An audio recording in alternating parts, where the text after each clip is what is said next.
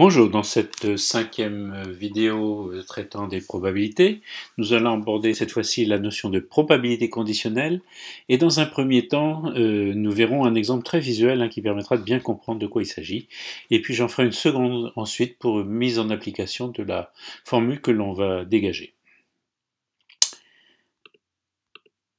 On va donc partir d'un jeu de 32 cartes. Je rappelle, le jeu de 32 cartes est constitué donc de 4 couleurs, 8 cartes de chacune des 4 couleurs qu'on nomme le trèfle, le pique, le cœur et les carreaux.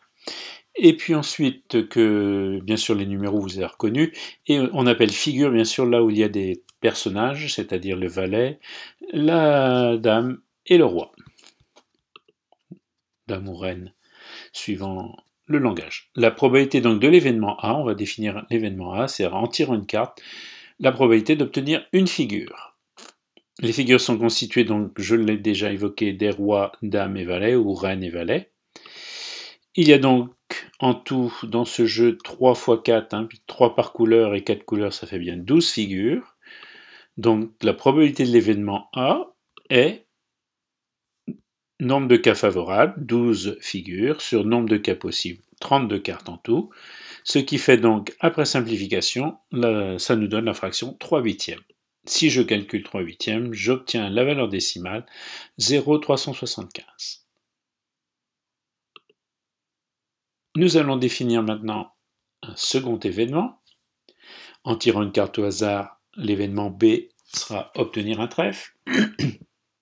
Je remarque qu'il y a 8 cartes de trèfle, qui sont les 8 cartes de la première ligne du jeu de cartes. Donc la probabilité de l'événement B, c'était toujours nombre de cas favorables, 8 cartes, sur nombre de cas possibles, 32 cartes, ce qui fait donc que 8 32e est égal à 1 quart, et après calcul en décimale 0,25. Nous allons définir maintenant un troisième événement qui est l'intersection entre A et B, A inter B, qui se traduit en fait par l'intersection, se traduit dans la phrase par la conjonction et. Donc obtenir une carte qui soit à la fois un trèfle et une figure. Il y a donc 3 trèfles qui sont une figure, à savoir le valet de trèfle, la dame de trèfle et le roi de trèfle. Donc la probabilité de l'événement A inter B, c'est-à-dire obtenir une carte qui soit à la fois un trèfle et une figure, est égale donc à 3 chances sur 32, ce qui, après calcul, nous donne en décimale 0,09375.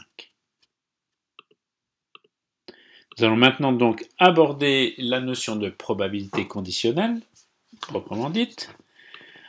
Donc on va définir un événement qui est obtenir une figure, sachant que la carte tirée au hasard est un trèfle. On note donc cette probabilité P de A sachant B, avec B en indice et A entre parenthèses.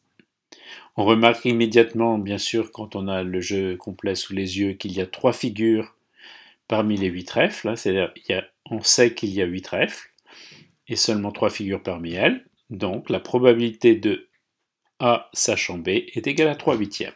Donc là, le calcul s'est fait de façon très simple, visuelle, grâce bien sûr à l'étalement du jeu complet sous les yeux. Et cette probabilité est égale à 0,375. Nous allons maintenant utiliser une formule qui a dû être évoquée dans le cours, qui est admise, que la probabilité de l'événement A sachant B est égale à l'intersection probabilité de A inter B sur la probabilité de B.